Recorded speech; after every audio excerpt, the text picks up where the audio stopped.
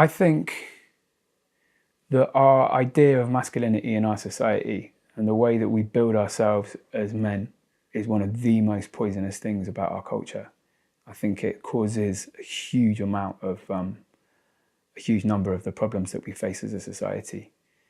I think we're programmed and taught from a very early age that being a man is about being flawless, being invulnerable.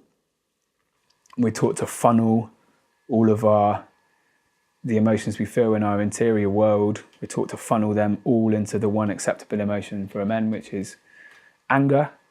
We're not taught how to express love. We're actively discouraged from crying or expressing sadness in any way. We're taught that being a man is like being a successful man is about dominating, being able to, like, being unafraid of violence. There's this weird sort of code of honor which is inherent in our society, which is like really obvious if you watch any Hollywood action movie or any of the many stories that we're told, like that I've absorbed since 1982, from Commando to and any of the series on Netflix even now. Like how many of the male characters in popular films, like blockbuster films now, are people who wield guns for a noble reason, pretty much all of them. And what we forget is the wielding of guns is not noble, and the expression of violence is not noble. It's what causes division and pain and heartache. And if you've ever lost a friend, you'll know what it means for somebody to die. And yet we celebrate the men who bring about the death of people more than we celebrate any other kind of man in our society. It's like, the way little boys are taught to play. They're given weapons and told to, be soldiers.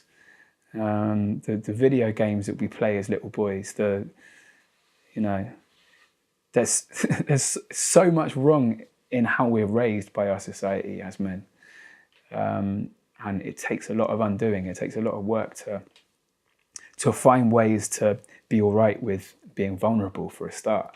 And that's one of the things that having this depression last year really taught me. So even saying that now, I had a depression last year, I feel ashamed of that as a man.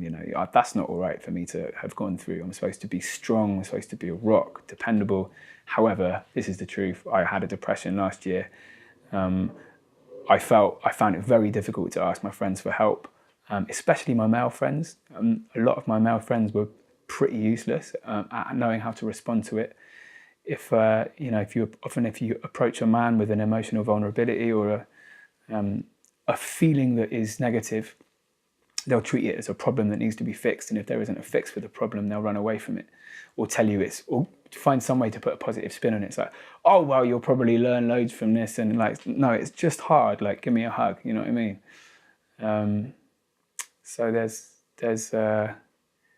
I think there's very much in what it is to be a man in our society that is very, very poisonous.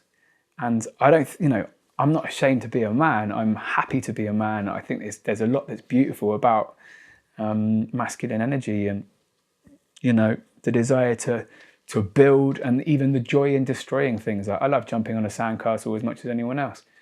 But we've got to find a better way to be men, We've got to find a way to be able to support each other as men, to feel like we're in a community of men that can say things that are positive to each other rather than just waving guns, And what is it to be successful as a man? I think I've sort of already talked about what is seen as a successful man in societal terms, but what I think is successful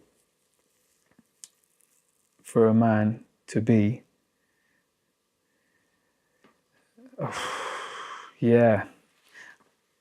I'm trying to define that. I'm trying to define that outside of what I've been given, because what I've been given is basically a broken lens. I don't want to perceive the world in the way that I've been taught to. I don't want to perceive every situation as being like a power play.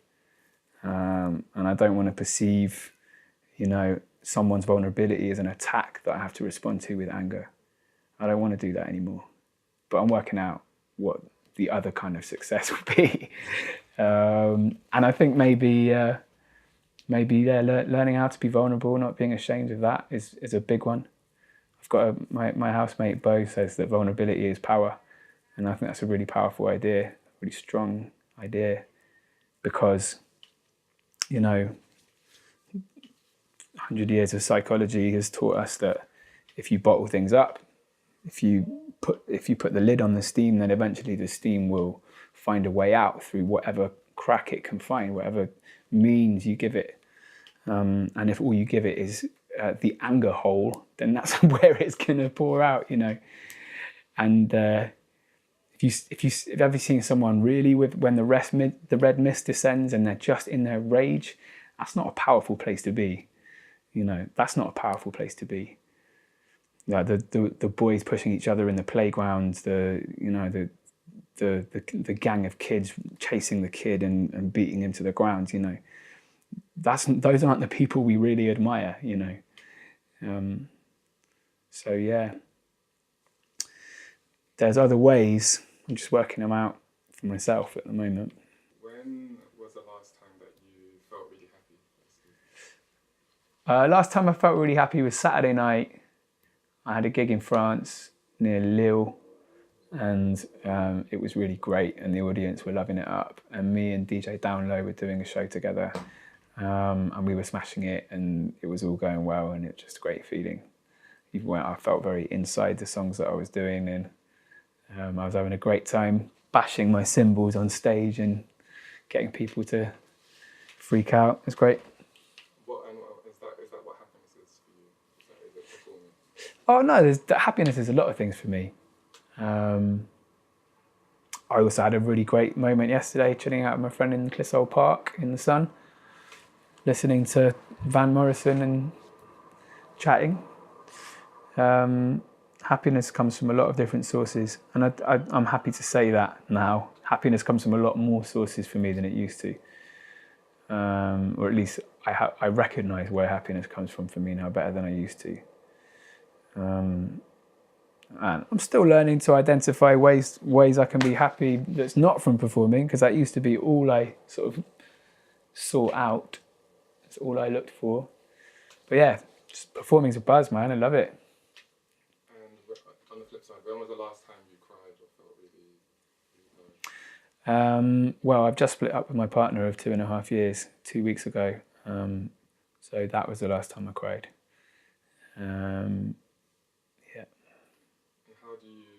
When you feel down, how do you lift yourself? Maybe it's mindfulness, or maybe you sort of touch upon it, but how do you sort of lift yourself out of those sorts of more sort of somber, darker places?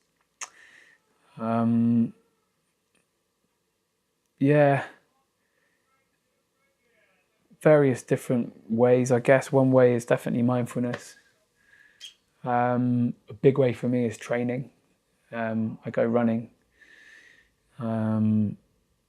And that's definitely my biggest, I guess my most kind of quick fix way of feeling happy again is to do some exercise. That's a big one for me. And I've as a self-employed artist, it's really hard sometimes to keep a momentum and to feel like you have anchors, because sometimes you wake up in the morning and you're going to have no one at any point in the day telling you what you need to do. Like, you feel like you could just go back to bed, draw the curtains, and no one would tell you off for it. Obviously, you're not going to then be writing songs which will eventually be a source of income for you. So that's one impetus. But in the moment, it's really easy to feel like you don't have any anchors or any drive.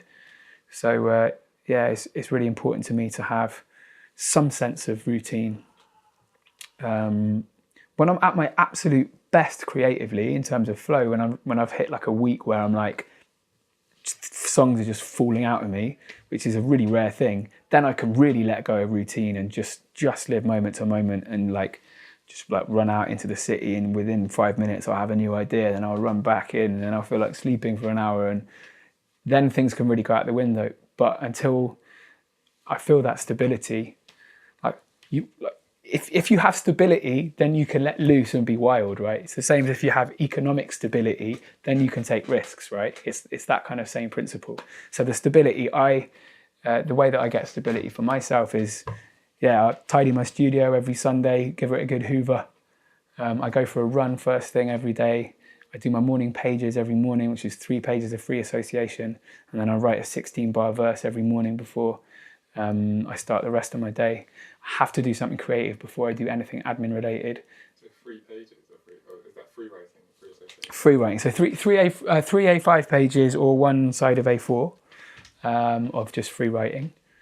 And then, like a 16-bar verse, basically. And that keeps me, having begun with some kind of act of creation, begun the day with some kind of act of creation, helps me to feel like my purpose is being met, and then I can do the rest of the stuff.